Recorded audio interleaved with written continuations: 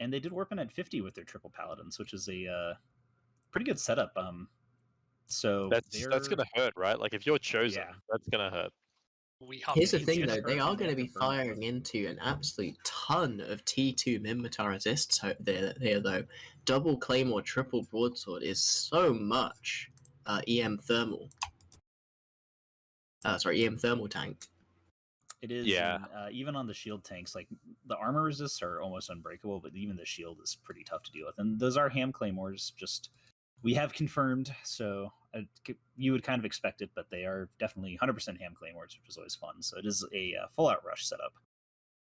Yeah, I think all eyes are going to have to be on that Hugin Light Heaven, though, for Thunder and Sword. He needs to make a huge play here and screen off that initial rush, or else this is going to be very, very difficult for the Paladin team. 10 seconds here to go. We have actually seen Light Heaven's Hugin play before, and he's very, very good at it. So that is a pretty rough sign on for Thunder and Sword. But they are burning straight into them, trying to get some kills as fast as possible. And the Hugin's actually kind of burning off to the side here, which is a little weird to me. But they are trying to kind of do some strange tackling here. The Scimitar is actually webbed and painted by the Hugin, so I think he's going to die very quickly to a triple Paladin setup. Oh yeah, the Hugin is caught out in the middle of them though now. Here you can see them all collapsing on them. The broadswords, the ripples, the Hugin is pretty much dead, already in armor. I don't even think that was a missed pilot though. Is he tanking? Is this an armor? It is armor Hugin, yeah. I think they're just going to kill the Scimitar here, like just letting the Hugin. Yeah, there it goes. For the Scimitar and grabbing it. Yeah. It's very, very smart. Fair enough. That's a good trade, and Light Heaven is still alive. Well, they don't have Logi though, right? So unless he can tank solo, he's in a world of hurt. Here we go though. They've got on top of one of these paladins now. Leon 7 Oval is taking damage from all of these broadswords, all of these claymores. The Zwippel is holding the Hugin. The Zwippels are basically just holding this Hugin away from the rest of the fight, and they're effectively are getting fucking dunked, man. Look at them. Yeah, Jesus. 2 Zwippels down already. Yeah, like the tracking, they're just getting wrecked.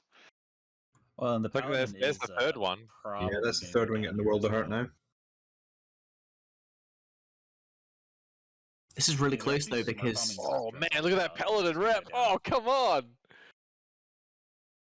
An interesting thing to notice is the Paladins haven't split. What you usually see for PTSD Paladins like this is the Paladins will split off into a triangle. So when one of them gets locked down, they can always shoot each other. You've seen one of the Paladins do this, but all 3 of the Paladins bent in a straight line. So 2 of the Paladins got caught together, and one of them can't shoot everything that's on the other. I mean, yeah, you it's can a see here. difficult scrap now with this Vipers down, like whether or not they're going to go okay. I mean, we spoke yesterday about how deadly those broadswords are. Did we not discover they can do 850, 900 DPS, that kind of bracket? That surprised the shit out of me yesterday, yeah. We're seeing that come into its own here as Benji, he's trying. That rep bonus is working its magic, but it's not quite enough. Every time he's dipping a little bit further into hull. Yeah, one thing that really sucks for Nightmare scaling issue is that every single ship that's left alive on Thunder and Sword just has really, really good EM thermal resistances, and that's all of their damage, pretty much. Yeah, that is the gamble when you bring a laser comp.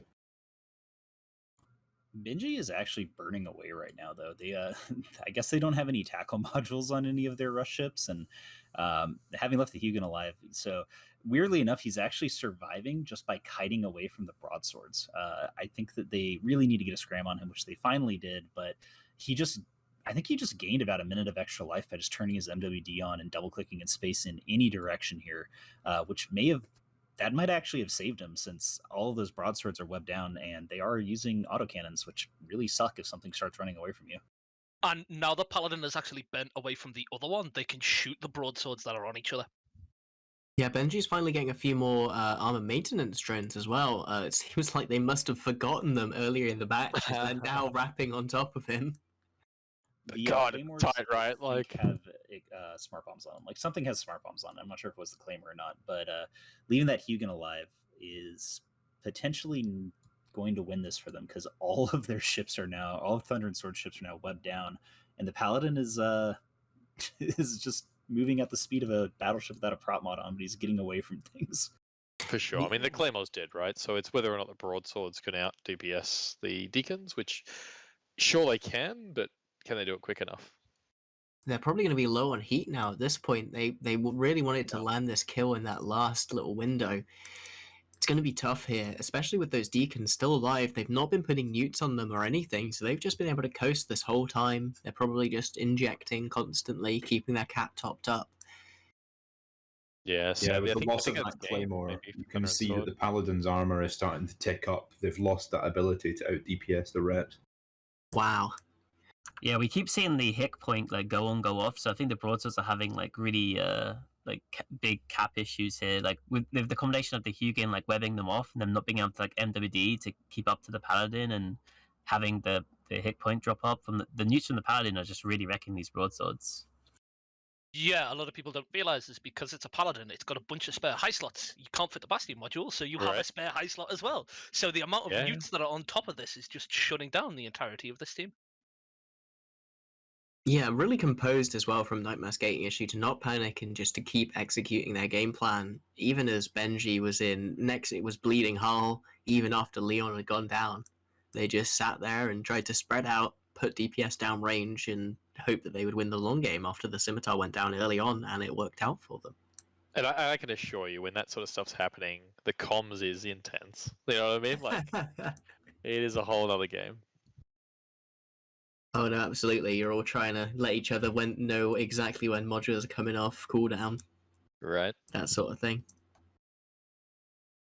But that is the game all wrapped up there for Nightmare's gating issue. They are now at 3 wins and 0 losses, so they'll be going ahead to the quarterfinals. Whereas I think Thunder and Sword will have to play one more match to determine what happens to them.